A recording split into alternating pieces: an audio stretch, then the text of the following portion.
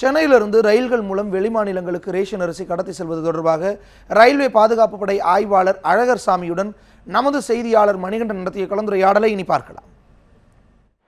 Ration அரிசிகள் ரயில் மூலயமா வெளிமாநிலங்களுக்கு கடத்தப்படுறதா பொதுவான ஒரு புகாராக இருக்குது. நீங்கள் நிறைய பேரை இது சம்பந்தமாக கைது செஞ்சுருப்பீங்க, நிறைய பொருட்கள் பிடிச்சிருப்பீங்க. உங்களோட அனுமதி சொல்லுங்கள் சார். சார், ரேஷன் அரிசின்னு சொல்லிட்டீங்கன்னா பார்த்தீங்கன்னா எப்போ இந்த ரேஷன் அரிசி கடத்தல்னு சொல்லப்படுகிற அந்த இங்கேருந்து ஆந்திராவுக்கு ஆக்சுவலாக போகுது. முதல் பார்த்தீங்கன்னா ஆந்திராவில் தான் நிறையா ரைஸ் வாங்கிட்டு இருக்கா, தமிழ்நாட்டிலேருந்து ஆந்திராவில் தான் போயிட்டுருப்பாங்க.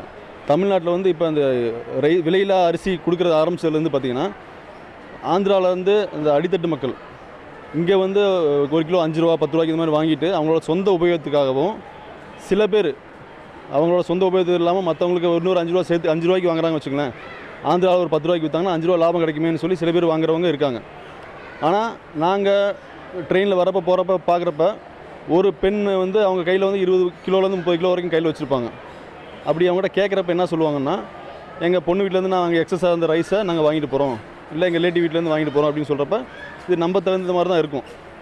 ஆனால் அந்த மாதிரி ஒரு பேரில் அவங்க இங்கேருந்து வாங்கி கொண்டு போய் ஆந்திராவில் ஒரு தடவை விற்கிறாங்கன்னா ஒரு நாளைக்கு அவங்களுக்கு ஒரு தினக்கூலி அடிப்படையில் ஒரு 30 கிலோ இங்கேருந்து கொண்டு போனாங்கன்னா ஒரு 150 ரூபாயிலேருந்து 200 ரூபா வரைக்கும் கிடைக்க சான்ஸ் இருக்குது. அந்த மாதிரியும் பண்ணுறாங்க. பொதுவாகவே இது மாதிரியான அரிசி கடத்தல், ரேஷன் அரிசி கடத்தல் இது சேரும் இல்லை சார்? இது மாதிரி இங்கேருந்து அரிசியை வெளிமாநிலங்களுக்கு கொண்டு போனால் கடத்தல் தானே சார்? அது கண்டிப்பாக கடத்தலுங்கிற பேர் தான் வரும். அதான் கடத்தலுங்கிற வார்த்தை தான் சரியான வார்த்தை. பட் இதில் என்ன விஷயம்னா, நம்ம கடத்தலுங்கிற ப்ரூவ் பண்ணக்கூடிய ஒரு இது இல்லை.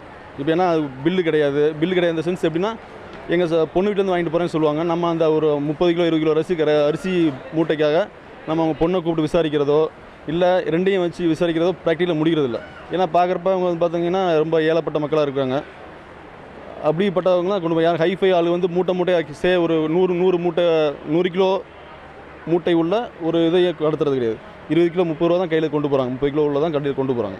சிவில் சப்ளை சிஐடி நிறைய வழக்குகள் இது தொடர்பாக பதிவு செஞ்சுருக்கிறாங்க. அவங்க என்ன சொல்கிறாங்கன்னா, இது மாதிரி பெண்கள் சிறிய அளவில் இது மாதிரியான மூட்டைகள் அரிசியை கொண்டு போயிட்டு ஒரு நெட்வொர்க் மாதிரி இது பண்ணி அங்கே ஆந்திராவில் இறங்கி மற்றவங்களுக்கு விற்கிறதா ஒரு தகவல் தெரிவிச்சிருக்கிறாங்க. அது மாதிரி வழக்கு நீங்கள் கையாண்டுருக்கீங்களா சார்?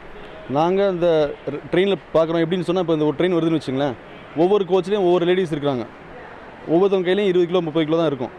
ஸோ நம்ம இங்கே ஒரு ட்ரெயினில் ஒருத்தவங்க செக் பண்ணுறோம் அப்படின்னு சொன்னால், ஒருத்தர் 2 பேர் நம்ம கம்மர் காசு பண்ணுறப்ப விசாரிக்கிறப்ப அவங்க இந்த மாதிரி நான் சொன்ன மாதிரி தான் எங்கள் இது ரிலேட்டிவ் வீட்டிலேருந்து கொண்டு போகிறாங்க, நான் கும்மிடிப்பூண்டியில் இருக்கேன், எண்ணூரில் இருக்கேன்னு சொல்லி கொண்டு போகிறாங்க.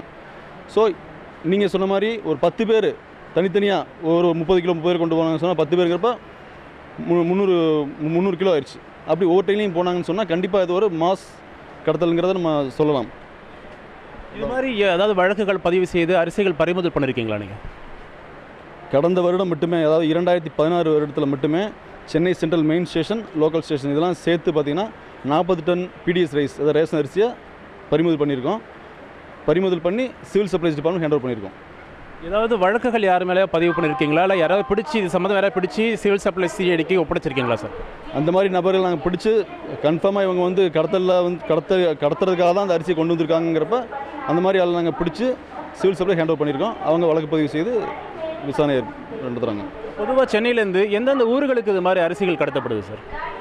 எனக்கு தெரிஞ்சு சென்னையிலேருந்து மேக்ஸிமம் ஆந்திராவுக்கு தான் போகுது. ஆந்திரா இந்த சென்ஸ் இந்த கும்மிடிப்பூண்டி ரூட்டு இந்த லோக்கல் ட்ரெயினில் போகிறாங்க.